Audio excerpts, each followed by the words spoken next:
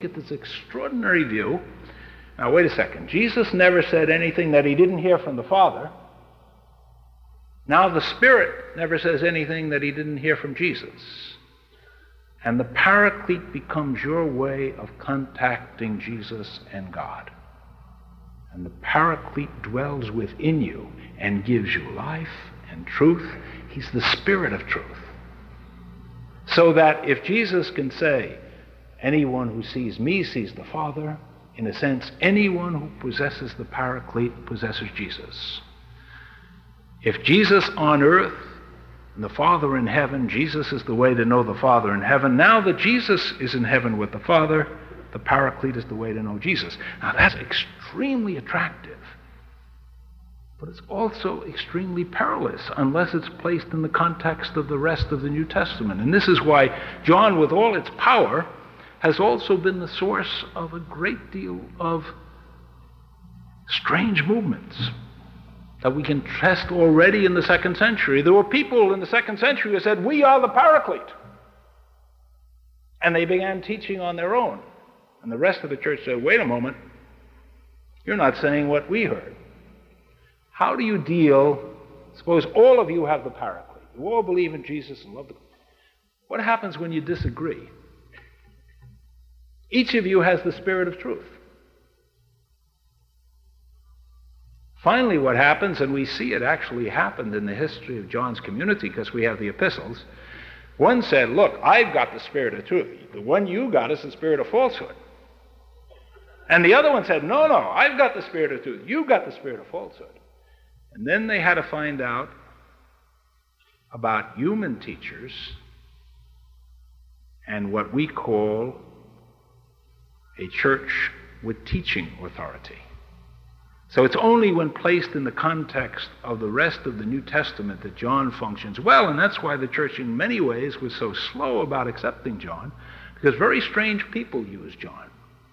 But once the church accepted it, its power in a larger believing community. We are a community, we Catholic Christians, who have a very strong church organization. We have a very strong sense of a teaching church, as we should. But we must also have a sense of the individual relationship to Jesus. It is true that God saves a people, and it is part of a people, part of a church that we're saved as. And we say that to all of those people who say the only question is God and me, if I may phrase it that way. On the other hand, we can't say simply God saves a people without saying I have to be related to Jesus.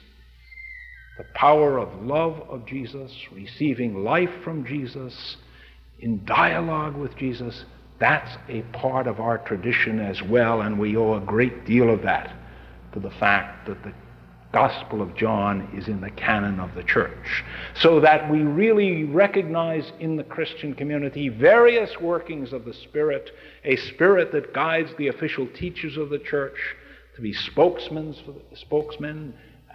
for the Christian faith, and also a Paraclete Spirit that dwells in every Christian and guides us along the way of truth.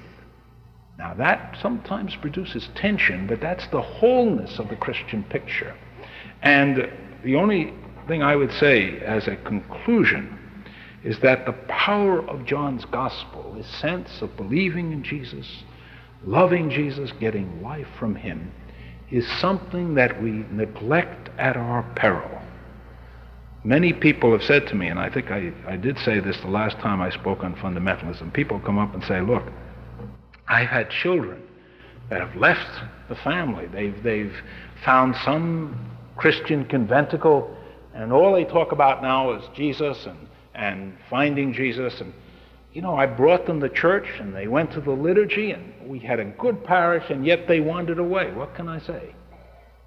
Well, what we have to say in our good parishes, with good, solid emphasis on the liturgy, with good religious education, we also have to say, I am the vine, you are the branches, you must get life from Jesus, you must know Jesus, and you must love him, and that is part of our proclamation as well. And that personal contact as individuals with Jesus is part of our great Christian tradition that belongs alongside our liturgy and our education.